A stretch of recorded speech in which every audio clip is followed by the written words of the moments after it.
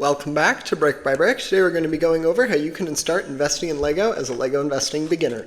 So when I started investing in Lego, I bought about $50 worth of Lego sets. I bought a Lego Star Wars Battle Pack, I think another cheap set, and a set about this size for about, I got them on sale, but it was about $25 set at the time. I believe it was one of Anakin's Jedi Interceptors. That set ended up doing quite well. I sold it a couple of years ago, but it ended up doing well. And so if you are starting with a relatively small budget, that can be a great way to go. There are plenty of good ways to start investing in Lego. If you can afford it, it might be good to get a little diversification into your Lego investing portfolio. And you can do that in a couple of ways. I would recommend it first when you're starting out, sticking with Lego Star Wars sets. But for now, it can also be a good idea to invest in different sized Lego sets. There are plenty that have performed quite well. But it's good to diversify in as many ways as you can, especially when you start to grow your collection. And you can do that through a variety of ways, various themes you invest in, the size of the Lego set, and a bunch of other different ways that work to help diversify your collection.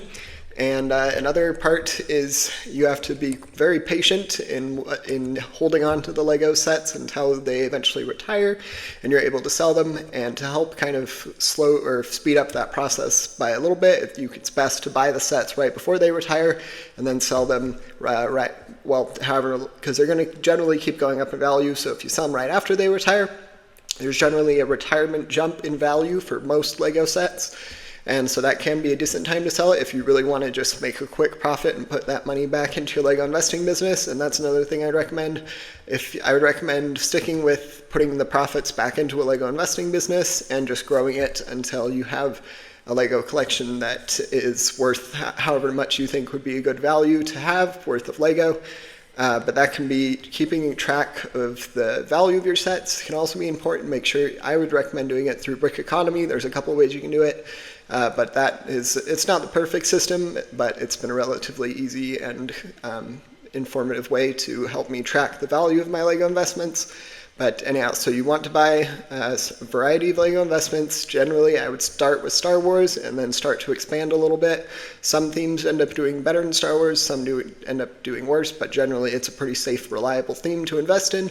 And it hasn't led me astray on very many occasions, and it's been a pretty good performing investment Lego theme for me to invest in.